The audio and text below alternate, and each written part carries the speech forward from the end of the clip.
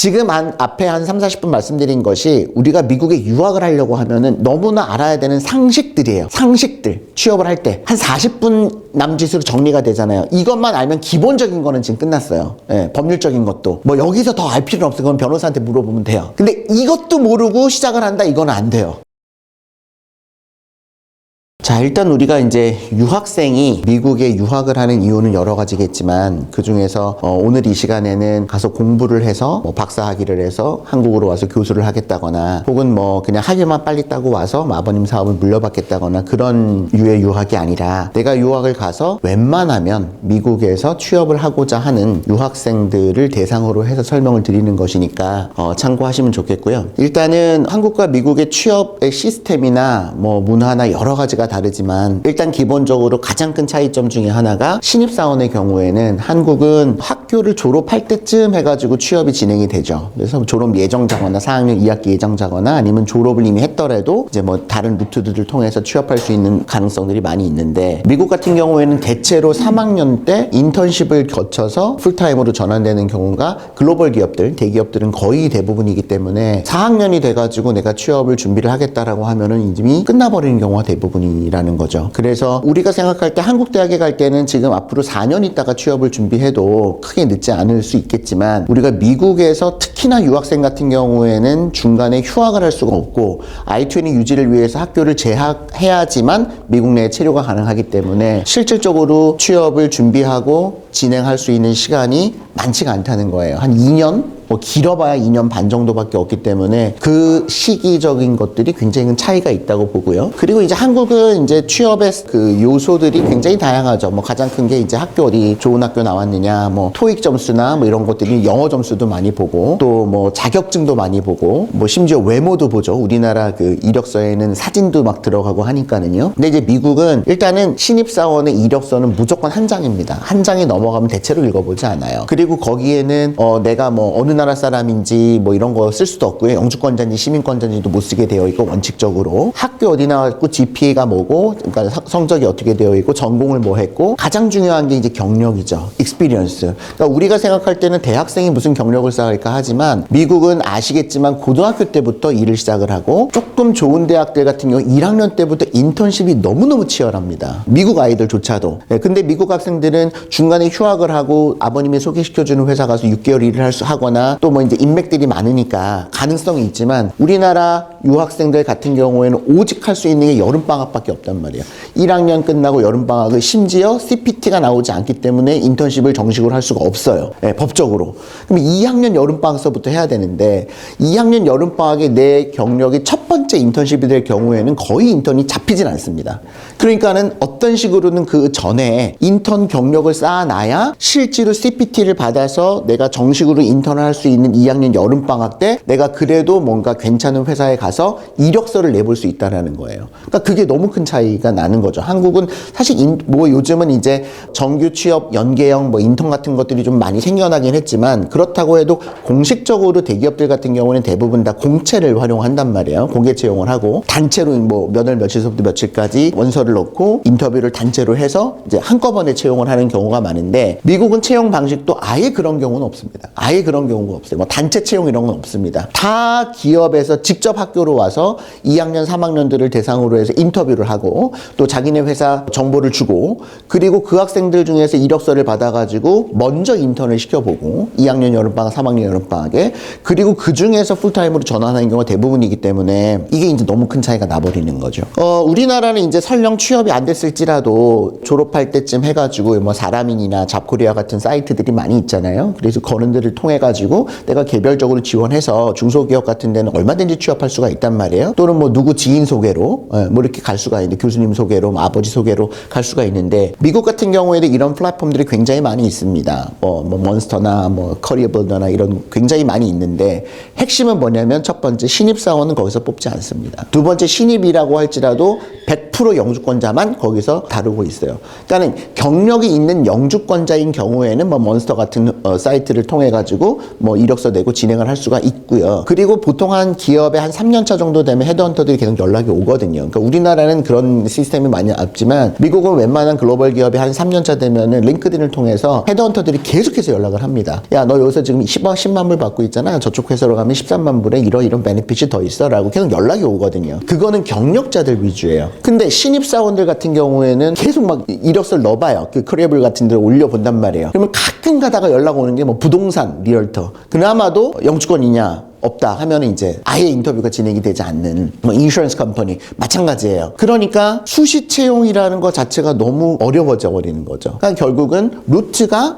내가 학교를 다니면서 미리미리 경력을 쌓아서 3학년, 2학년 여름방학 때 인턴을 하고 보통은 3학년 1학기 때 학교로 오는 기업에 이력서를 제출해서 한 6개월, 8개월 있다가 여름방학 때 인턴을 하고 거기서 끝나고 나면은 아직 내가 졸업하기도 1년 전이지만 풀타임 오퍼를 미리 받게 되는, 그리고 나서 졸업 전에 사실상의 회사가 이미 결정이 되어 있는 게 대부분의 큰 기업들, 좋은 기업들, 글로벌 기업들의 신입사원 채용 방법이라는 거예요. 그러니까 이게 우리나라랑은 많이 다른 거죠. 그래서 이거는 너무나 기본적인 것들이기 때문에 우리가 지금 유학을 가려고 하는데 내가 졸업하고 나서 웬만하면 미국에서 취업하겠다라고 하는 친구들은 반드시 알고 있어야 되는 내용들이고요. 그럼 두 번째는 그럼 미국에서 취업할 때 신입사원 채용을 포함해서 기업들에서 뭐를 많이 중요하게 생각할까? 아까 잠깐 말씀을 드렸지만 한국은 어쩔 수 없이 뭐 블라인드 채용을 한다고는 하지만 많은 기업들에서는 아직도 대학의 어떤 뭐 순위 같은 것들을 많이 보고 전공도 뭐 당연히 많이 보고 요즘에는 이제 경력들도 많이 보고 또 영어 능력도 많이 보고 심지어는 뭐 다른 외부적인 것들을 많이 보는 것 같아요. 그러니까 다양한 어떤 그런 것들을 보는데 뭐 물론 미국도 학교를 갈 때 성적만 보는 것이 아니라 뭐 엑스트라 커리큘러나 뭐 리더십이나 뭐 이런 것들을 굉장히 많이 보잖아요. 물론 회사에서도 그런 것들을 중요하게 여깁니다.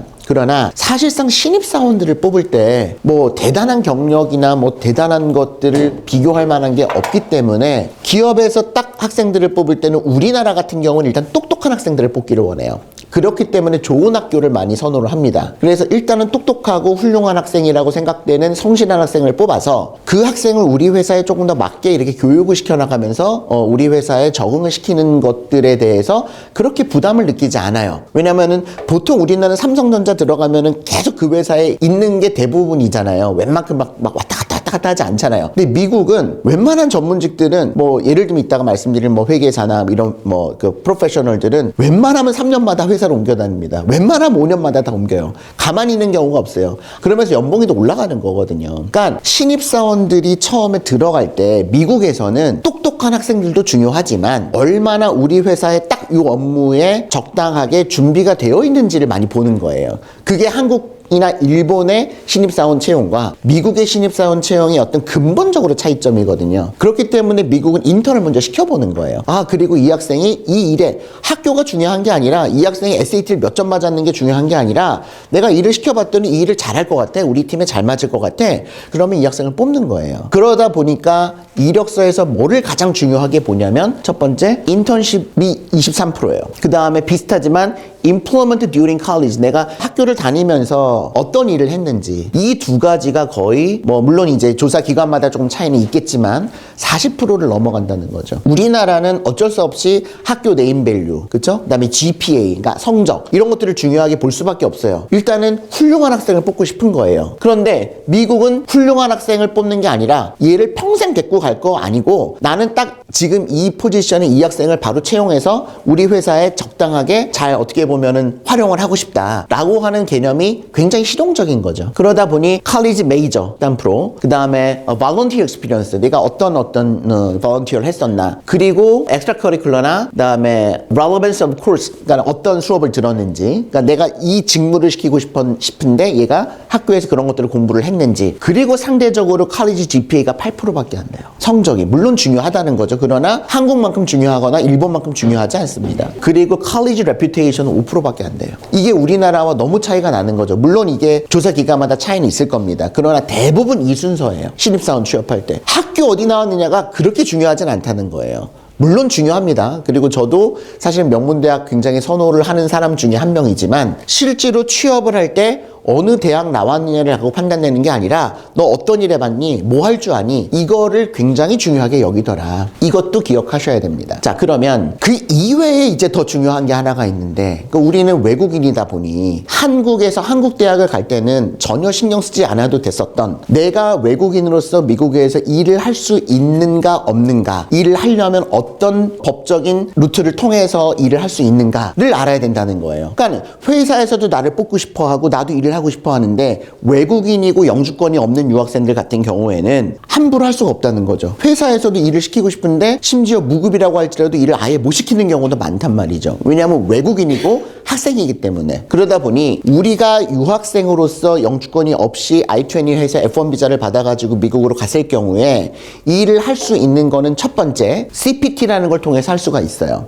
보통은 언제 이 CPT를 쓸 수가 있냐면 학부생들 같은 경우에는 2학년 끝난 여름방학 때. 그러니까 전공이 클리어 됐다고 우리가 표현하거든요. 그러니까 전공이 확정돼서 CPT라는 거는 쉽게 말씀을 드리면 내가 공부하고 있는 전공과 유사한 분야에 가서 인턴십을 할 수 있는 그런 어떤 기회를 주는 거예요, 학교에서. 그렇기 때문에 이 CPT를 학교에서 승인을 해주는데 학교마다 그 승인하는 룰이 다 다릅니다. 어떤 학교는 이제 여름 학기처럼 학교에다 돈을 내야지만 CPT가 나오는 경우도 있고, 뭐 교수 추천서를 받아오라는 경우도 있고, 뭐 5월달에 CPT 쓸 거면은 2월달까지 회사가 결정이 되어 있고 그 회사에서 레터를 써야지만 CPT가 나오는 학교도 있고 학교마다 달라요. 그러나 어쨌든 내가 최초로 정식으로 돈을 받으면서 학교 이외의 곳에 회사에 가서 일을 하려면 CPT를 2학년 여름방학 때 처음 쓸 수가 있어요. 그래서 학위 프로그램에 맞는 전공, 그러니까 내 전공과 맞는 분야에 가서 보통 CPT를 하는 게 일반적이고요. 그러면 급여를 받을 수가 있고요. 급여를 받으려면 뭘 신청해야 되나요? 소셜 시크릿 넘버를 먼저 신청을 해야 돼요. 그래서 미리미리 준비를 해야 됩니다.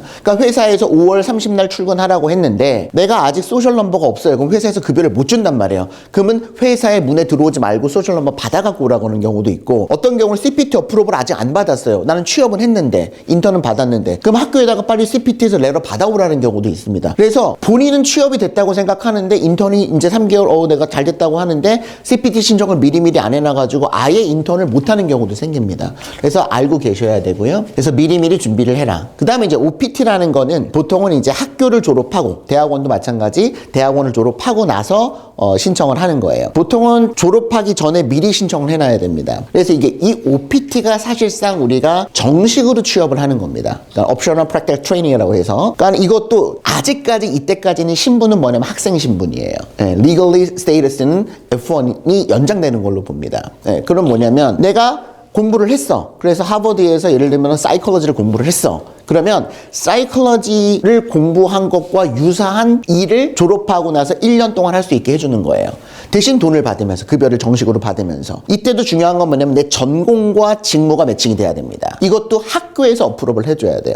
학교에서. 그래서 내가 어떤 회사에서 어떤 일을 할 거야 라고 하는 거를 회사에서 레터를 써주면, 그러면은 학교에서 이거를 확인을 하고 오케이, 그럼 너는 OPT를 1년 할 수 있겠다 라고 승인을 해주는 겁니다. 그런데 아시겠지만 이 OPT가 일반적으로는 1년인데 이게 STEM 전공이라고 하는 사이언스, 뭐 테크놀로지, 뭐 수학, 뭐 이런 그 이공계, 주로 이공계인데 문과도 많이 있습니다. 이런 STEM 전공 같은 경우에는 1년으로 보통은 끝나는데 거기서 2년을 연장을 시켜줄 수 있다라는 거죠. 그죠? 그래서 최대 3년까지 내가 여전히 법적 신분은 학생이지만 그러나 아직도, 그러니까는 학교를 다니지 않으면서 풀타임으로 뭐 10만 불씩 받으면서, 뭐 실제로 10만 불 이상 받는 회사들도 많이 있단 말이에요. 요즘에는 신입인데도 그런 회사를 다니면서 내가 일을 할 수 있도록 인정을 해주는 거죠. 그렇기 때문에 이제 여기서부터 중요한 것은 뭐냐면 내가 졸업하고 OPT를 1년밖에 못하는지 아니면 2년을 연장할 수 있는 가능성이 있는지를 미리 우리는 알아봐야 돼요. 그럼 뭐에 따라서 결정이 될까요? 학교에 따라서 결정이 되는 게 아니라 전공에 따라서 결정이 됩니다. 내가 어떤 전공을 했는지에 따라서. 근데 여기서 조심하실 것은, 내가 예를 들면 MIS를 했어. 매니지먼트 인포메이션 시스템을 했어. 전공을. 근데 A라는 대학은 이게 스템인데 B라는 대학은 스템이 아닌 경우도 많아요. 그러니까 전공 이름이 중요한 게 아니라 내가 입학해서 졸업하려고 하는 그 학교의 이 전공이 OPT가 3년이 되는 전공인지 아닌지를 꼭 확인을 해보셔야 된다는 거죠. 그러면 이제 OPT는 맥스 몇 년? 3년. 그러면 3년이 끝나면 어떻게 해요? 그러면 이제 더 이상 미국에 체류가 불가능하잖아요. 그렇기 때문에 보통은 OPT 하는 도중에 H-1B라고 하는 비자를 바꿉니다. 예, 신청을 하게 돼요. 이게 우리가 소위 말하는 전문직 취업 비자예요. 그러니까 우리가 정식으로 미국에서 취업했다라고 하면 H-1B라는 비자를 받는 겁니다. 예외가 없어요. 아주 예외적으로 O-1 비자, 예술 비자 있는데 그거는 굉장히 까다롭고 뭐 아주 뭐 특별한 뭐 예술 쪽에 능력이 있거나 뭐 M 비자 이런 거 있는데 그건 아주 기술직이어가지고 그거는 조금 영주권 전환 안 되는 약간 뭐 완전 다른 거고 우리가 4년제 대학 나온 친구들이 하는 건 아니고 일반적으로 그렇기 때문에 거의 99% H-1이라고 생각하시면 돼요. 그러니까 순서는 뭐예요? 아, 내가 2학년 때 CPT를 했어.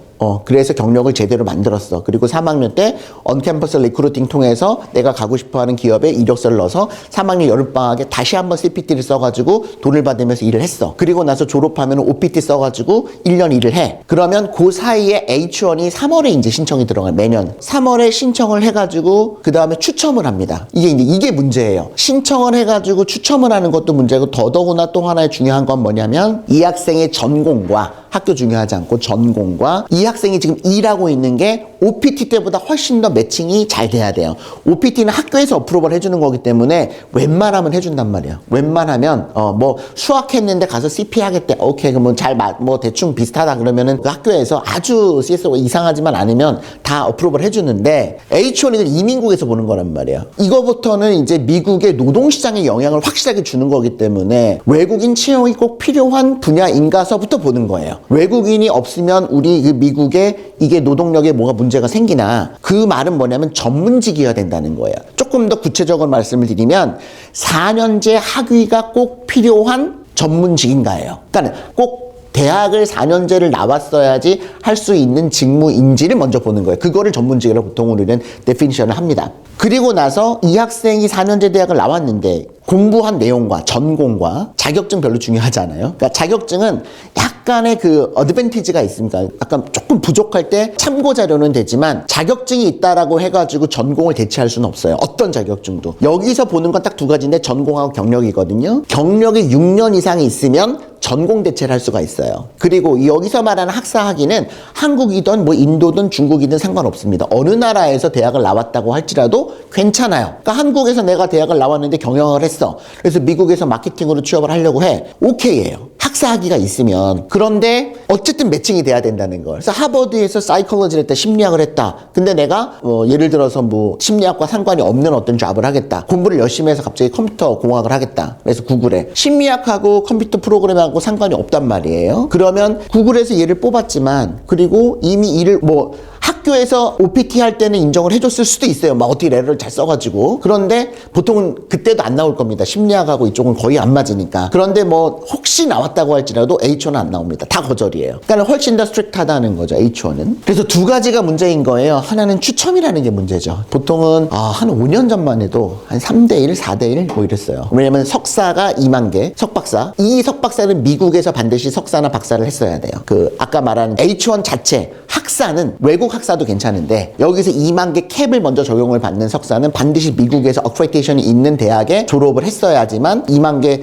추첨권을 먼저 받거든요. 그리고 혹시 여기서 떨어졌어. 석사를 했는데 뭐 MBA를 했거나 러스쿨을 했는데 떨어졌어. 그러면은 다시 학사 6만 5천 개로 가서 한 번 더 추첨을 한단 말이죠. 그러니까는 미국에서 석사를 한 분들은 두 번의 기회가 있는 거예요. 그래서 석사들은 거의 추첨해서 떨어지지 않았는데 로스쿨 하거나 뭐 MBA 했거나 근데 요즘은 이게 7대1, 8대1 이렇다면 경쟁률이 한 3년 전, 4년 전서부터. 그러니까 학사 한 친구들은 거의 10대1 가까이 되는 거예요. 경쟁률이. 체험적으로는. 실제로 저희 로펌에서 한 20명 정도 했는데 작년에는 한 2명 된 것 같고 3명. 추첨이. 학부를 20명을 넣었는데. 그러니까 이게 학생이 H1이 들어갔다는 내용은 무슨 말이냐면 졸업을 잘해서 OPT를 해가지고 OPT 때 지금 일을 하고 있다는 거예요. 미국에서. 그리고 일을 잘했으니까 회사에서 H1 스폰서가 들어갔을 거란 말이에요. 그랬는데 이게 경쟁률이 7대1, 8대1이니까 추첨해서 떨어져 버리는 거예요. 그러면 이제 어떻게 할 수 있어요? OPT가 1년인 학생은 어떻게 해요? 바로 나가야 됩니다. 회사에서 더 이상 채용이 안 되게 한 6개월 남아있어도 보통은 바로 내보내요.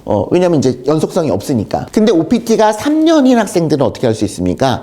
익스텐드 2년을 요청할 수 있어요. 있어요, 회사에다가. 근데 이거를 해주는 회사가 한 50% 정도 돼요. 나머지 50%는 귀찮아해요. OPT 1년 차 때를 처음 졸업하고 쓸 때는 회사가 할 게 별로 없거든요. 근데 이게 2년을 더 연장해줄 때는 회사가 좀 할 것들이 있어요. 물론 이게 올해서부터 작년보다는 조금 약화됐어요. 그래서 아마 올해는 이거 연장해주는 회사가 작년이나 재작년보다는 좀 많아질 거라고 예상을 하지만, 그러나 어쨌든 회사가 할 게 많아요. 귀찮아요. 그러니까 학생이 아주 일을 잘하고 H1을 했는데 떨어졌어. 그러면 회사가 마음에 들어서 한 2년 더 같이 있고 싶어. 그러면 연장을 해주겠죠. 어느 경우에만 스템 전공인 학생만 이거 할 수 있다고요. 스템 전공인 학생만, 스템을 전공한 학생만. 근데 학생이 스템이 아니야. 그래서 뭐 사이콜로지 했어. 사이콜로지 1년이야. 그러면 그냥 무조건 나가야 돼요. 그냥 회계학과 나왔어. 회계학과 1년이야. 회계법인에서 일하고 있는데 OPT가 1년밖에 안 나와. 그런데 한 3개월 남았어. 4개월 남았어. 그냥 나가라 그래요. 더 이상 일을 시킬 필요가 없어지는 거죠. 내년에 같이 못 가니까. 그래서 스템 전공이 중요하다라는 거죠. 그래서 H1이 현재는 그런 상황입니다. 그러나 다행스럽게도 아직까지는 뭐를 보질 않냐면 연봉을 기초로 해가지고 심사를 하진 않아요. 예를 들면은 CP이다. 그러면은 그 연봉, 기본 연봉이 있어요. 뉴욕이면은 얼마 이상 줘야 되고 뭐 이런 연봉이 있거든요. 그 연봉만 맞추면 돼요. 근데 이 H1 비자라고 하는 것은 신입사원들만 받는 비자가 아니라는 거를 명심하셔야 돼요. H1 비자는 외국인인데 미국에서 취업하려는 모든 사람들이 신청하는 거예요. 그러니까 한 절반 정도는 누가 있냐면 인도에서 10년, 15년씩 IT 기업에서 일을 이미 하고 있던 사람들이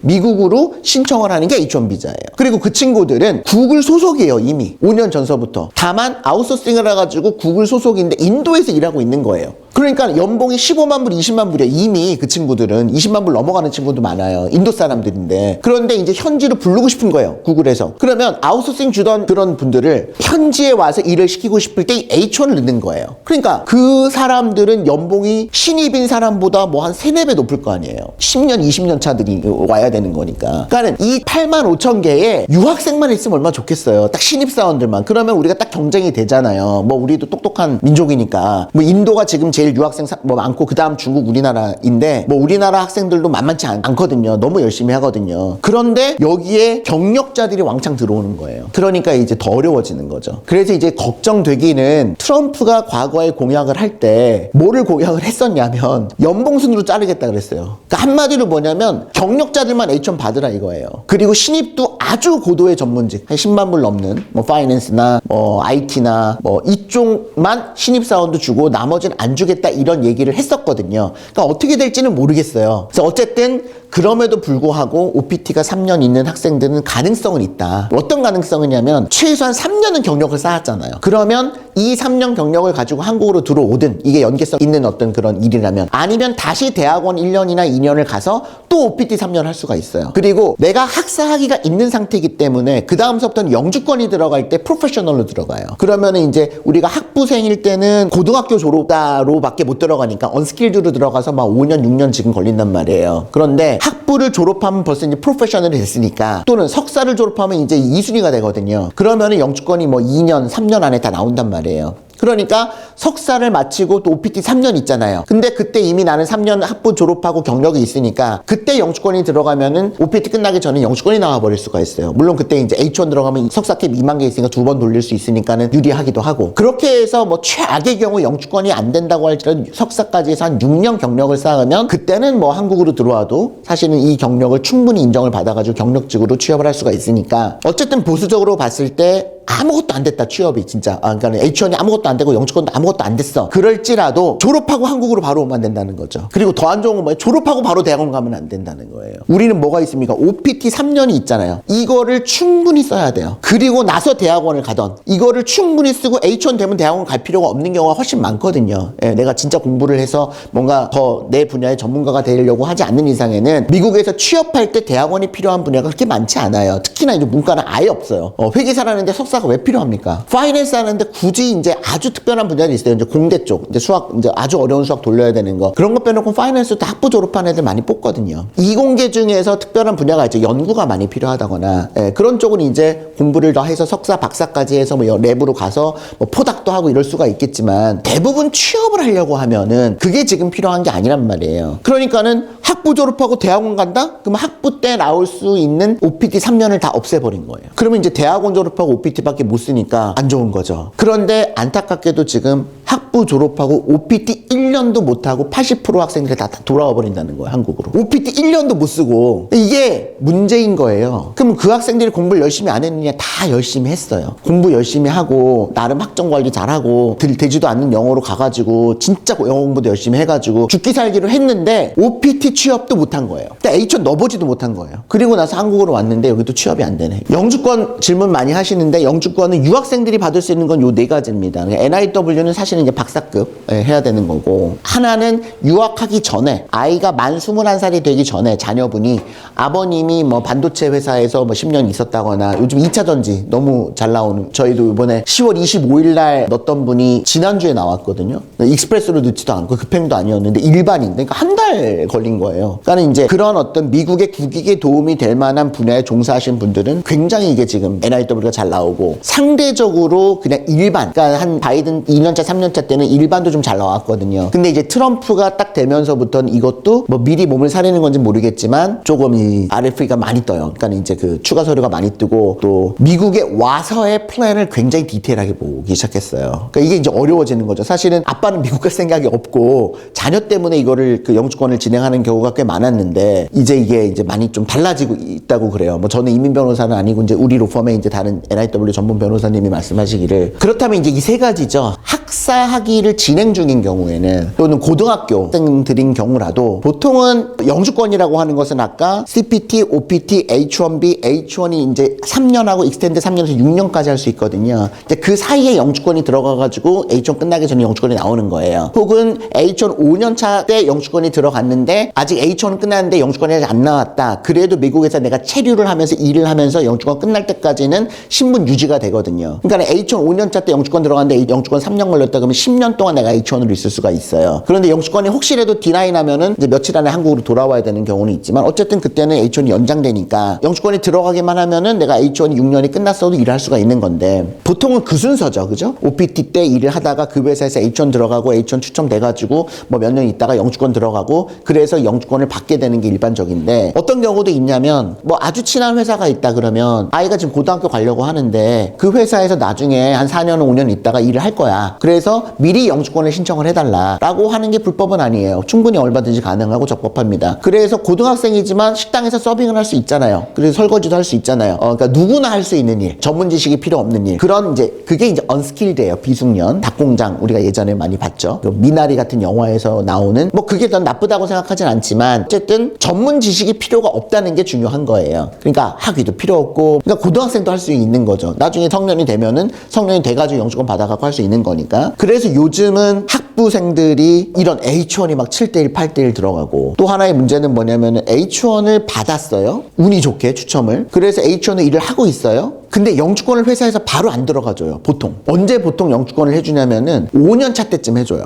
그러면 학생이 설령 마음에 드는 회사라고 할지라도, 마음에 안 들면 더 큰 문제고, 마음에 드는 회사라고 할지라도 내가 이 회사에서 5년을 일하면서 5년을 열심히 일했더니 그때 영주권을 해주는 거예요. 스폰서가 처음 들어가는 거예요. 그러면 나는 보통 한 3년차 되면 헤드헌터들이 연락이 온단 말이에요. 너 3년 됐지? 경력 3년 됐지? 그럼 저쪽 회사로 옮겨. 근데 못 옮겨요. H1은 물론 법적으로 옮길 수는 있지만 나 영주권을 이 회사에서 해주기로 했으니까 기다린단 말이에요. 보통은. 그래서 열심히 기다려가지고 영주권 들어가요. 연봉 많이 안 올리고 그냥 영주권 스폰서를 해버려요. 그러면 어쩔 수 없이 영주권 나올 때까지는 무조건 그 회사에서 일을 해야 돼요. 보통 3, 4년이란 말이에요. 그러다 보니 OPT 뭐 2, 3년, H1 5, 6년, 영주권 3년에서 한 회사에서 10년을 넘게 일을 해야 되는 거예요. 영주권 하나 받으려고. 그게 또 하나의 문제인 거예요. 심지어 내가 원하는 회사를 취업을 했을지라도, 그러니까 제 제자들이 맨날 교수님 제가 영주권에 있었으면 3년차 때 절로 옮겼고 한 3년 있다가 했으면 지금 연봉이 2배는 받았어요. 근데 10년 만에 영주권 받았네요. 그래도 회사는 저는 괜찮았으니까는 괜찮은데, 이게 영주권이 이렇네요. 잘 된 학생들이 하는 얘기예요. 그나마 운이 좋아서 OPT 때 좋은 회사 잘 됐고,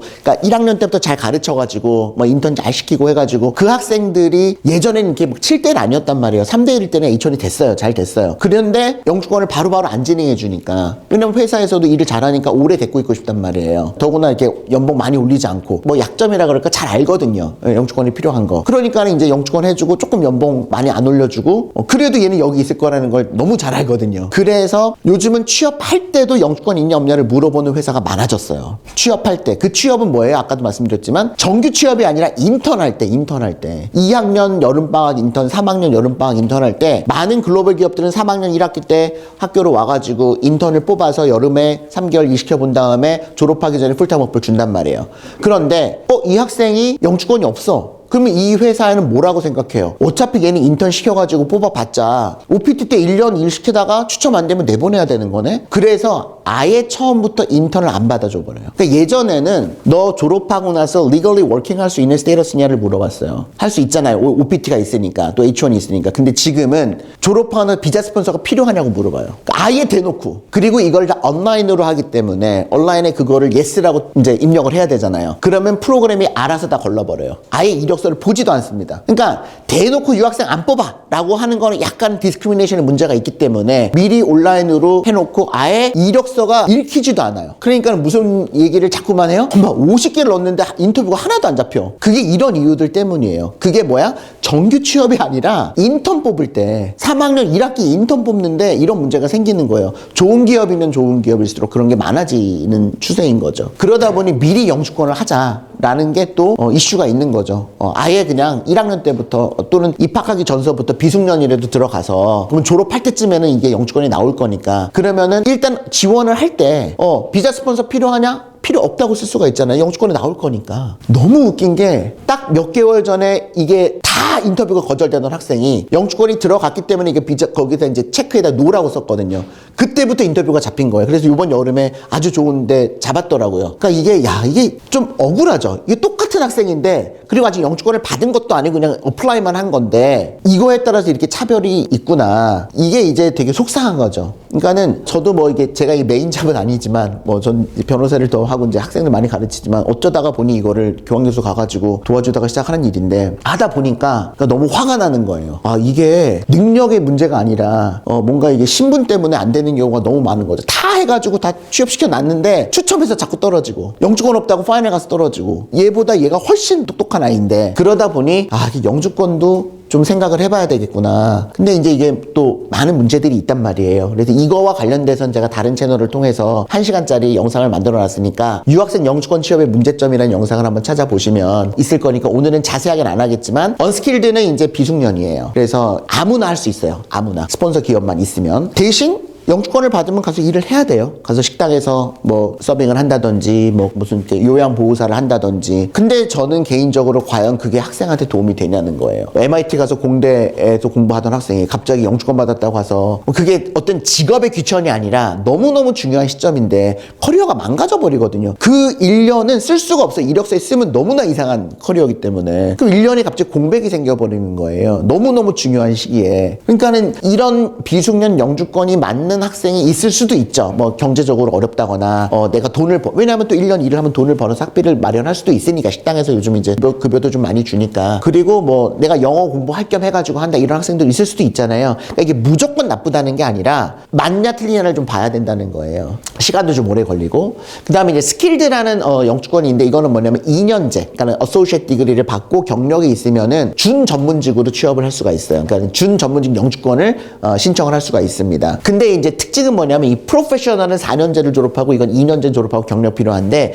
요 두 개가 날짜가 똑같아요. 그 140 들어가는 날짜가. 그래서 무슨 말이냐면 언스킬드는 쉽게 말하면 지금 들어가면 한 5년, 6년 잡아야 돼요. 근데 스킬드나 프로페셔널 한 3년 이내로 나올 수도 있거든요. 그래서 한 2학년 정도 된 학생들은 언스킬드를 들어가는 것보다는 스킬드로 어떻게 될 수 있으면 스킬드를 들어가는 게 더 빠를 수도 있어요. 왜냐면 언스킬드는 지금 이거 한 5년, 6년 걸리니까. 근데 이제 1학년 학생들은 언스킬드로 들어가는 게 낫겠죠. 스킬드는 항상 이제 승인이 잘 나지 않는 편이거든요. 이거는 좀 트리키해요. 그러니까 아주 많이 하는 영주권도 아니고. 그래서 근데 이제 프로페셔널을 졸업하고 나서 학사학위가 있으면은 영주권도 마찬가지로 내 전공과 직무가 매칭이 돼야지만 영주권이 나옵니다. 이 프로페셔널에서부터는. 이 스킬드도 마찬가지고. 왜냐면 준전문직, 전문직이기 때문에 그래요. 근데 이건 전공이 없으니까 아무거나 괜찮아요. 그래서 고등학생이다. 그러면 언스킬드 시작하면 되죠. 지금 유학하기 전에. 그런데 학생이 직접 봐야 되는 건 이 두 가지인데 이 전부 다 부모님이 아이들이 21살이 되기 전에 나중에 승인이 나면 그러면 이게 가능해요. 근데 언스킬드는 하려면 그러면 애가 한 뭐 초등학교나 중학교 때 시작해야 되죠, 엄마가. 그러니까 이거는 거의 어렵고